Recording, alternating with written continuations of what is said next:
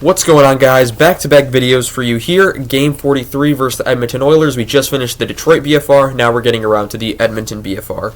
6 o'clock game on January 11th, exactly 24 hours after the game in Detroit. So they flew in. They had somehow a game 24 hours there. I'm always amazed how players can do that. They could fly in and play on the same day, and it's just, I respect it. Edmonton wins this one 4-3 in a game that the Hawks probably should have won. The Hawks dropped to 14-27-2. Shots were 34-22 Edmonton. Hits were 27-18 Chicago. Faceoffs were also 27-21 Chicago. Power plays, Chicago 0 for 1. They have had 3 power plays over their last 4 games. I talked about it a little in the Detroit video. I want to talk about it again here. How have only 3 penalties been called on you over the course of, or 3 power plays gone your way in 4 games? They go 0 for 1 here, but still. Edmonton only gets 1 for them, and they go 1 for 1. Calvin Pickard saves 19 out of 22, always one of my favorite goaltenders in the league. Soderblom saves 30 out of 34. And we'll start off with Teuvo Teravainen starting with how he ended the previous game. He scores his 3rd straight Blackhawks goal. So he scored the last 2 in the game against Detroit. He scores the first one in this game against Edmonton. His 10th of the season at 15-15. That's from Dickinson and Foligno to make it 1-0. 4:59, Chicago scores again. It's Nick Foligno with his 11th of the season. Teravainen and Martinez to make it 2-0. So Teravainen, I believe that was his 30th point on the year, so good for him. Second period at 19:38, Edmonton gets 1 back. It's Vasily Podkolzin, who was acquired from Vancouver earlier in the season. His 5th of the year from Arvidsson and Draisaitl to make it 2-1. 9:57, however, Chicago responds with 10 minutes later. Ryan Donato, back-to-back games with goals, 13th of the season from Nolan Allen and Taylor Hall to make it 3-1, so Nolan Allen also getting on the score sheet in back-to-back games.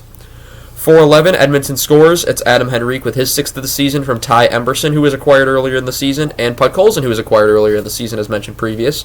So acquisitions helping out on the score sheet is always good for Edmonton.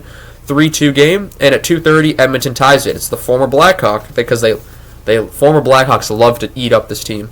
7th of the season from Kapanen, it's Corey Perry, 3-3.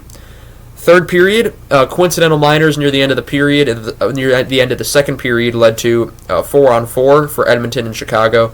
Arvidsson with the penalty for Edmonton, and Crevier with the penalty for Chicago. Arvidsson for slashing, Crevier for cross-checking, so some 4-on-4 hockey.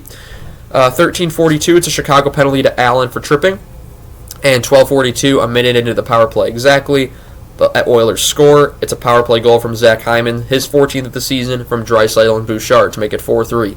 53 seconds to go, Edmonton takes a penalty. So that penalty that the Hawks got, it happens with 53 seconds left in the game, and that's for high sticking for Henrique. That's killed off. So they would basically went 4 games with only 2 power plays, which is honestly astonishing. I don't think I've ever seen that few power plays probably called ever in my lifetime. And so my question is, are the Hawks simply failing to draw penalties, or is there something going on that maybe something earlier in the season, maybe Hawks players have got under the ref's skin that they're not calling stuff? Who knows? In terms of news for this game, Bedard's 9-game point streak came to an end. He was gunning for 10 here. He does not get it. So that's unfortunate that his point streak is over. Teravainen's been on a hot streak, so he's been playing very well. That's been the problem with the Hawks this season. There's always players clicking at different times. At the start of the season, Teravainen was clicking, and then Taylor Hall was clicking at one point during the season. Teravainen's clicking again. Bertuzzi's had his streak where he had goals in like 4 straight games. There's just no one consistently producing, and that's why this team's not winning games. It's clear as day now.